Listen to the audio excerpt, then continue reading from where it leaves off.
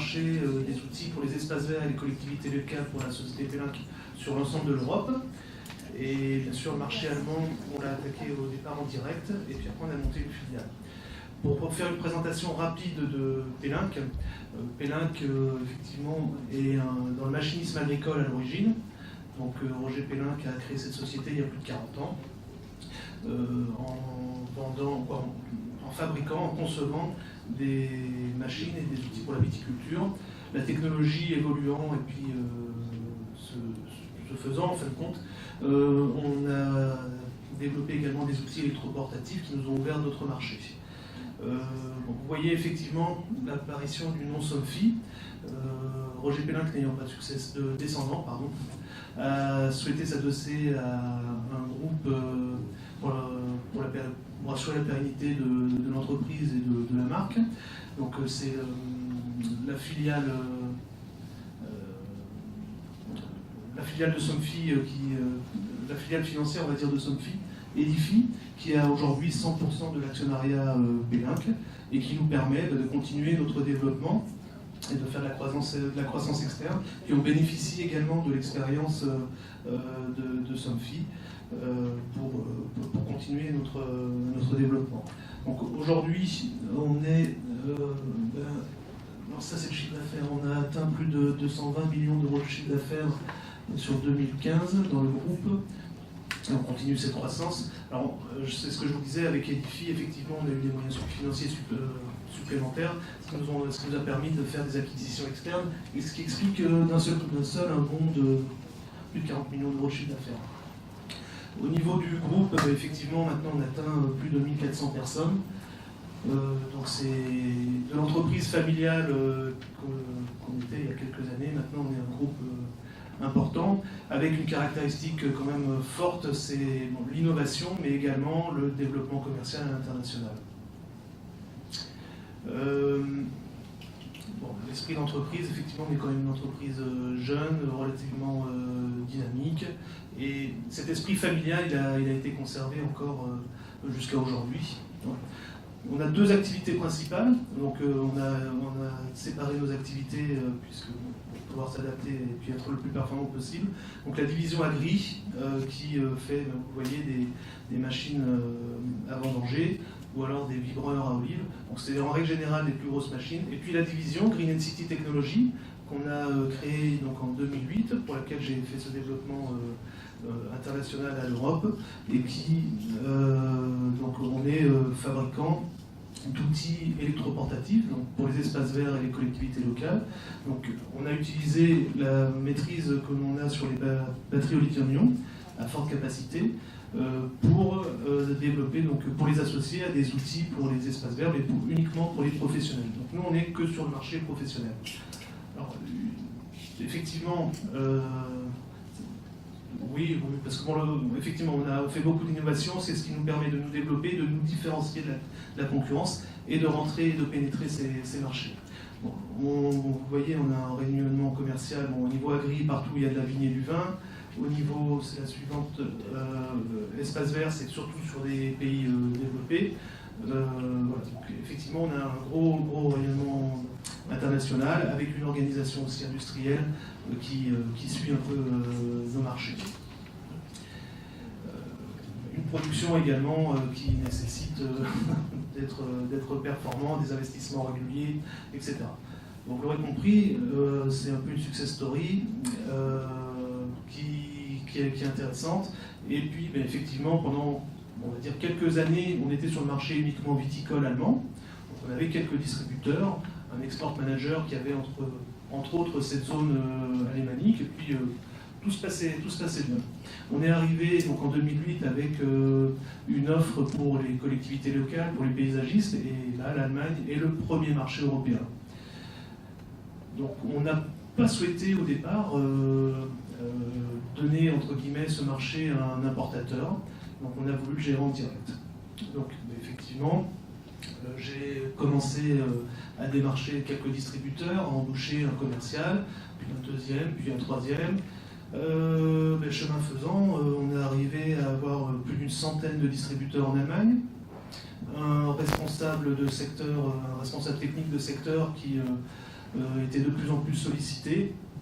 Donc on est arrivé un peu à la limite de la gestion en direct d'un pays et puis d'un tel potentiel. Donc on a effectivement décidé de créer cette filiale qui devenait en fait une nécessité. Alors, la création de la filiale, effectivement, elle s'est faite aussi où on a réussi à convaincre nos actionnaires. C'était assez naturel en fait, parce que petit à petit, on est au-devant de problèmes qui sont insolubles. Bien sûr, on a pensé à ce que dans tous les services, il y ait un germanophone qui parle plus ou moins allemand. Enfin bon, avec l'Allemagne, il ne faut pas parler plus ou moins. Avec les Allemands, on parle allemand. Hein, c'est pas plus ou moins. Et puis, il y a les vacances, hein, où là, le mercredi après-midi, la personne qui ne travaille pas, ou les maladies, etc., etc. Où la personne est déjà occupée. Alors vous appelez le vendredi après-midi à Pertuis, on est quand même assez nombreux à travailler, mais des fois il n'y a personne qui parle allemand. Ah puis l'accueil, ah bah oui c'est vrai, alors on leur donne des cours d'allemand, et c'est pas d'allemand parfait. Et un distributeur, nous on est avec des distributeurs allemands, un distributeur allemand qui appelle une fois, qui ne parle pas forcément anglais d'ailleurs, mais ça c'est pas son problème, hein, c'est le nôtre, bah, il n'a pas de réponse. Alors il va avoir du mal à nous rappeler.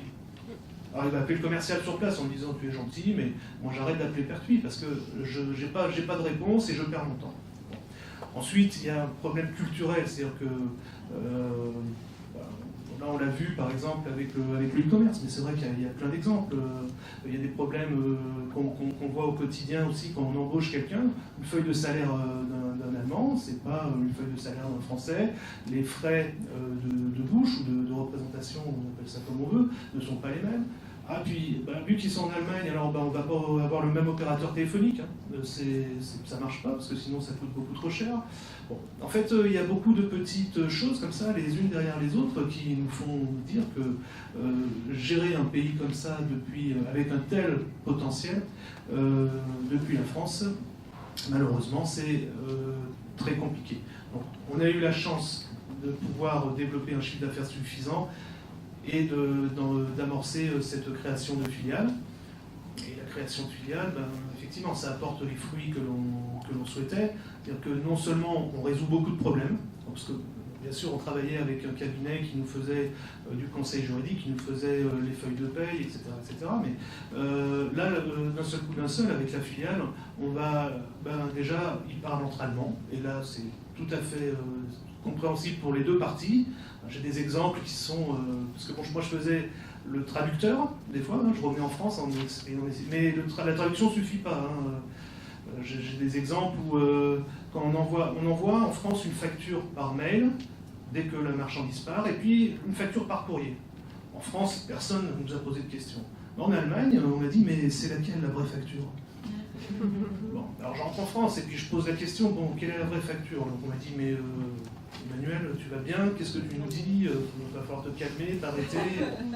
Donc c'est vraiment culturel. Voilà. On parlait des retours sur le marché du e-commerce, mais moi je vois que mes distributeurs, très souvent, parce qu'on est fabricant, on doit assumer la garantie, donc eux n'interviennent pas sur un matériel en garantie. Ils le renvoient au fabricant. Alors bon, ils savaient, ils me disaient, mais attends, c'est rien du tout à faire, pourquoi ils nous le renvoient? C'est des frais importants, etc. Oui, mais c'est leur culture, c'est leur façon de faire. Voilà. Et il n'y a pas à chercher à expliquer, c'est comme ça, c'est naturel.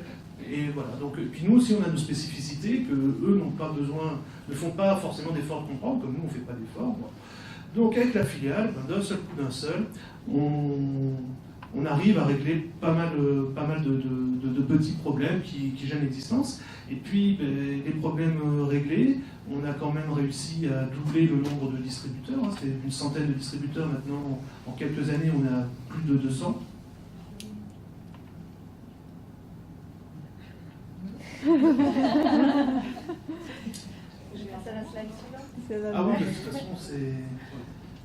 On a plus de 200, et pour vous donner un ordre d'idée, on est passé de 3,5 millions en 2013 quand on a créé la filiale, à plus de 6 millions là, pour 2007. Donc vraiment, ça donne un coup de boost aussi à la filiale, et ça justifie la création de la filiale. Et je profite, donc la dernière slide nous introduit sur les salons. Je pense que vous avez des choses très intéressantes aussi à raconter par rapport aux salons. C'est oui, ce qui a été dit aussi, les salons allemands. Alors, notre filiale continue à faire des salons allemands, mais nous, en tant que fabricants, on continue à aller sur les salons, de les accompagner, parce qu'effectivement, on voit le monde entier. Alors, les salons allemands sont quand même très très professionnels. C'est d'une qualité qu'on retrouve nulle part en Europe. Donc là, j'ai mis quelques exemples de salons, mais qui sont vraiment des références. Et c'est une façon très simple de donner un rendez-vous à n'importe qui d'Europe, du Moyen-Orient, sur un salon allemand, parce que de toute façon, il y va. Donc, Et en termes d'organisation, comment vous, par exemple, quand vous allez à un salon, il y a votre filiale qui présente, il y a des équipes de pertuis qui montent en Allemagne? Oui, on est quand même plusieurs pertuisiens à monter, alors, des anglophones ou des germanophones, mais effectivement c'est à la fois un salon pour l'Allemagne, important pour l'Allemagne, mais aussi un salon important pour l'international. Ensuite, on a pas mal d'expérience sur ce type de salon, et au début on en a fait quelques-uns pour se développer. Ça a des coûts, parce que on a un coût qui est important sur ces salons. Quoi qu'on en dise, il y a de la qualité, mais ça se paye. Donc on a des bons retours, ça c'est intéressant. Et on a à plusieurs reprises utilisé des confrères qui n'est pas concurrent pour partager les frais. Parce que des fois on teste, ou des fois on a un confrère qui nous dit ouais, je l'ai fait, c'est bien, si tu veux tu te mets avec nous, et puis alors, on réduit les frais, on regarde ce que ça donne, mais par contre ça permet d'être présent, et c'est quand même intéressant.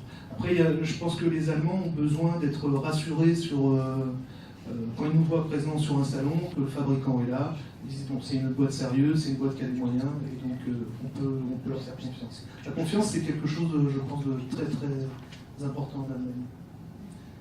Alors, au niveau de la distribution, alors centrale, oui, il aurait fallu que je mette un ES. Au niveau de la distribution, il y en a plusieurs.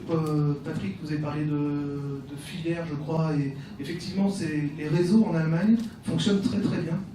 Donc d'être présent également en Allemagne avec une filiale par exemple, ça permet d'être présent économiquement, en tout cas de peser et d'être présent dans ces réseaux-là. Et puis de mieux connaître le marché.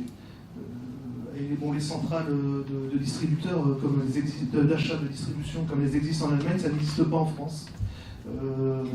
Et c'est très très performant. Ils font un gros boulot, donc ils permettent la facturation, ils permettent de faire du marketing, ils font de la distribution. Et si on pouvait dupliquer ce modèle en France, ce serait superbe, mais non, ça n'existe pas. Alors je suis pas allemand, je préfère le dire, mais c'est vrai qu'il y a des grandes qualités sur ce marché allemand. C'est un gros potentiel, c'est un coût. Mais bon, vu le potentiel du marché, je pense que c'est nécessaire.